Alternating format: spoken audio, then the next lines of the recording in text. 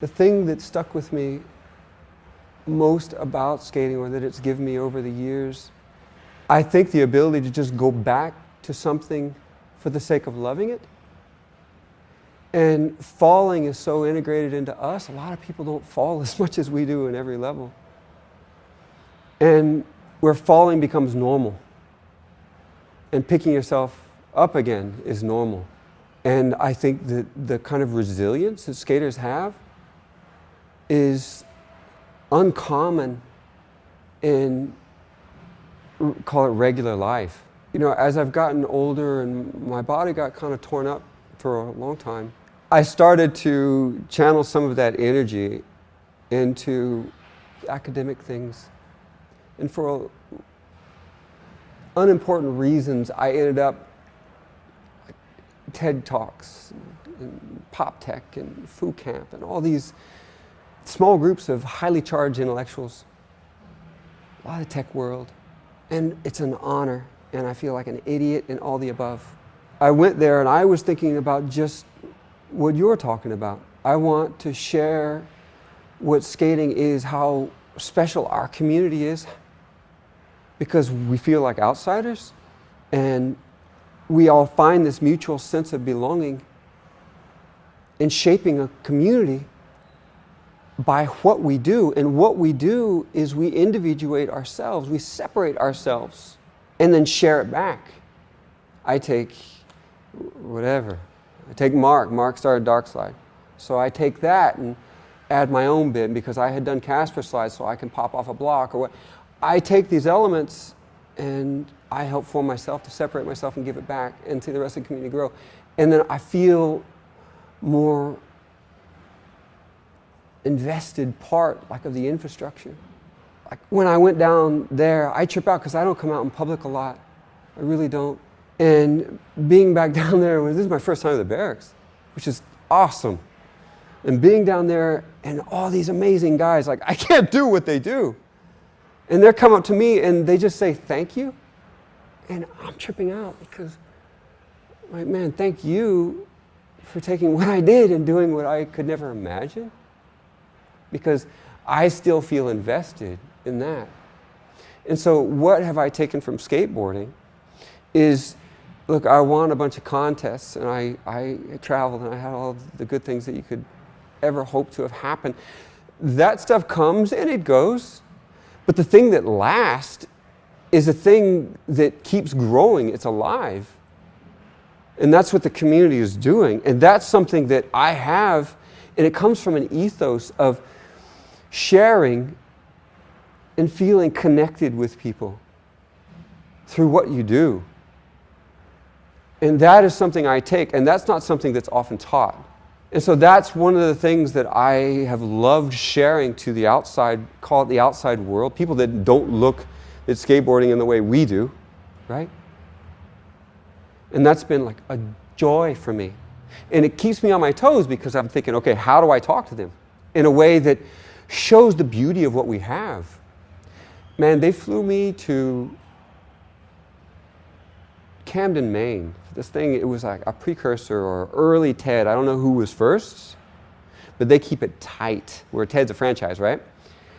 And TED and TEDx. And man, they fly me there. They give me a driver. They give me all this stuff. I'm scared to death because I'm talking with people coming across the world about, you name it.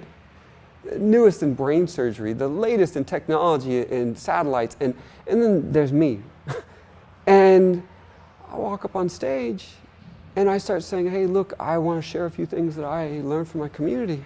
And I started with Danny Way, falling and getting up from that video, from this documentary. By what we learn from getting up again and again, it changes you. And the culture that we create of guys who just go out and put it on the line, that imbues into you, whether you know it or not. That shapes how you look at things, and the next thing you know, you're doing it. And I see that all the time, especially with like Mitchie. Mitchie's this sweet little kid that I saw just doing like freestyle tricks. Next thing you know, he's hanging out, skating a little vert, and then he's with Bob and Danny and Tony and these dudes. And he's doing this insane stuff. And he's like, is that supposed to be hard, you know? It's this idea that you now fitted yourself in this culture where this is normal, and you're doing things that Who's ever going to do that? And so what are my takeaways from skateboarding? It's like, man, skateboarding changes you in ways that you could never essentially try or go learn in a few sessions. It comes from years and years of getting back up. It changes you from inside, not from here. In the same way, the culture of it. You know a skater, you didn't have to say much.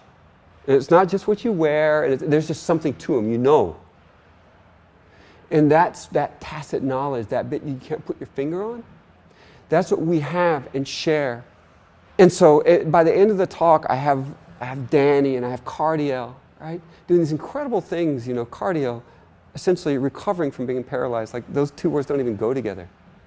And what Danny did with a broken neck and then jumping the Great Wall. And he didn't do it just, I mean, in a way, I thought that by pulling himself from such depths, it gave him something to jump the Great Wall of China type of thing.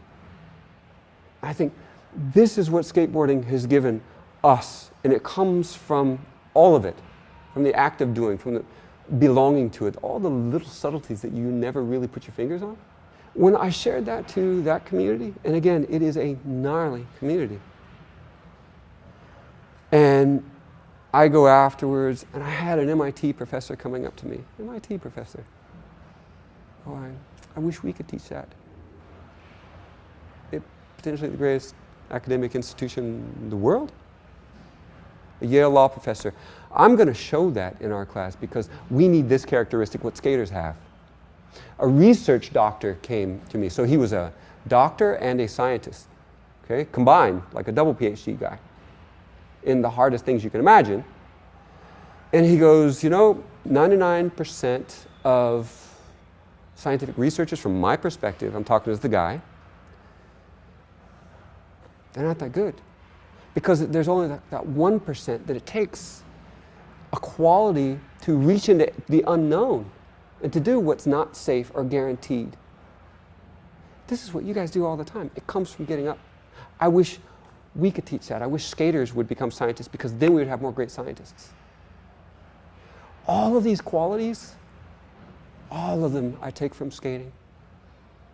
Much less the guys, like I see Daewon, like this almost thing. I see Daewon, and then I see Luis and James, Craig.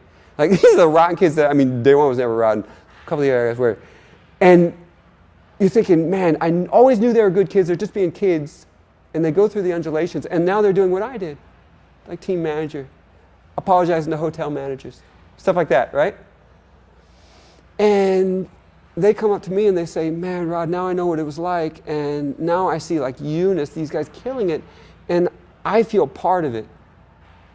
And I'm thinking, my God, I feel part of whatever you did, and now what you did, I'm taking it all in. So these are the things that skateboarding has given me that is,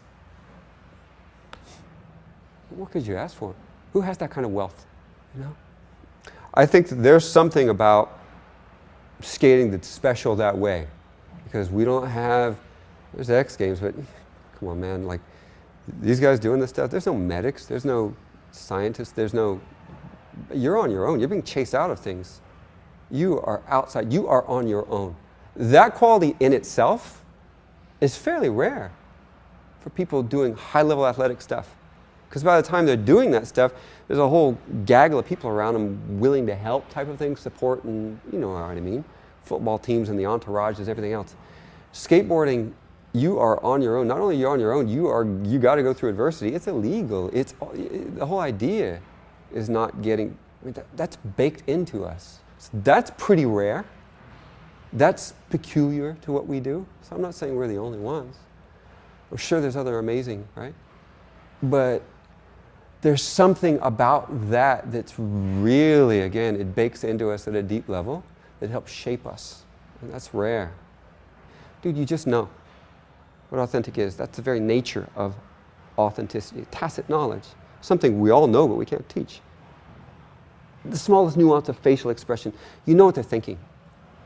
Likewise with authenticity, and that is the undergirding power that like a electromotive force. It's what pushes out style. Okay, yeah, we think of guys with bad style, and I probably show up. You know what I mean? Like, who's the guy with bad style? A stick man and a guy stiff and all that. I got it, but past that, you can't really capture it. By its very nature, by the time you've defined it and quarantined it to some verbal parameters, you've already missed the point. You know when someone has good style, and the essence of style is authentic to who he is. Remember when, it goes way back, but I just remember Henry Sanchez had such a distinctive thing with his arm when he would push. And of course, man, like, you look up to Henry Sanchez because he was amazing. But you see people pushing around like him, and you're like, dude, you're an idiot. You know, you're an idiot. Stop. You're just trying to be like him. That's not you. Yeah, but I'm doing what looks freaking awesome. Yeah, but it's not awesome because it's not you. That's the point. Well, that's what allowed me to do what I did. I think my greatest gift was not so much whatever physical attributes, but it was just stubborn and being isolated. You know? Just loving tumbling something around for the sake of tumbling it around and seeing what comes out. That's always been me. So that's still there. That's me. For sure. I go every night. Night guy. I've always been a night guy since I was a teenager. Hard to manage when I was in school. But you do. Sleep 3 hours, whatever it is. At least I can get that nighttime. There's something about it, man. It's always been my own. And that's when things come to me. My eyes don't go elsewhere. They just stay. Skating's been an internal thing for me. And that's the joy. And the older I get, it's like a meditation. You know, that's just my personality. It's always been on my own. And then there are times I'd go skate with Daewon. I miss those times. If I would still, God, Daewon would bring John and all those dudes, and we would go skate in the evenings. You know, a few times a week. I was the best. I miss that. If I could have that now, I would definitely do that, but certainly not every night. You know. One of the talks is another TED thing, TEDx in Orange County. I got to meet a Fields Medal winner. Dude, that's so much better than winning a Nobel Prize. You know, they just give those out for math when they. This guy Cedric, we become friends. And I'm not sure how athletic he was, but he has that thing, the way his mind works. Like, I get it. And the kind of math that he did, he was very honest. He goes, I sit in certain algebraic lectures, and after 5 minutes, I don't even know what they're talking about. This is a guy, Fields Medal, travels around I mean, but what he did, the nature of what he did, and I think it's kind of nonlinear dynamics, the essence of that captures a mindset that we as skaters have. And he gets it and can take it with his formalism in a way that makes him special in all the world. But what we have and what we do, how it integrates and expresses through us, similar qualities. And I know just enough about that to feel that and to know that, you know, Cedric should skate. And these guys, if they ever picked up those books, they might be surprised at what they have, how natural it comes. That component has always been in me. I'm a nerd. The part of feeling things out and transposing it into some kind of formalism. There's a kind of mathematics that's beautiful, and it's called group theory. It captures a lot of quantum mechanics. That is something that, look, man, it's not like you read the books, you become a better skater. It's not like that. But the symmetry is involved. It's about symmetry. And what do you think of symmetry? It's balance. And the way we look at things of with the grain, tricks that move with the grain. Well, a hard flip is by nature against the grain, hence hard. Any hard flip, not only hard, inside. These things, they go in tandem to one another. You know one, you feel the other. It expresses in another kind of way. And I think the older I get, the more I enjoy the feel of skating for the sake of it. I remember talking with Tony Hawk. He's just a good friend. We have a lot in common. Way back, I broke my ankle, and I was thinking, oh, it's a sign. I should quit. You know, this is so many years ago. And he's like, dude, no, they just break sometimes. Magic angles, which is true. And we're talking about, like, when are you going to know it's time? to give up, to quit. I remember we talked about that when we were even younger. We've been friends a long time. We were like, man, if I can't do it at this level, like this level for us, why bother? How horrible it would be to think, I'm not what I used to be. Cold turkey. Blaze of glory type of thing. Cut it off, like there's honor in that. And I realize now, all these years later, like that is so full of crap. No, man, just the feel. Maybe don't do it publicly, because that could be sad. Oh, you can't do, he's trying to hang on to some dream or whatever. Because we all have that fear of judgment. That's true. I'm like that. I'm afraid of being judged. I don't necessarily want to be seen in public sucking, getting older.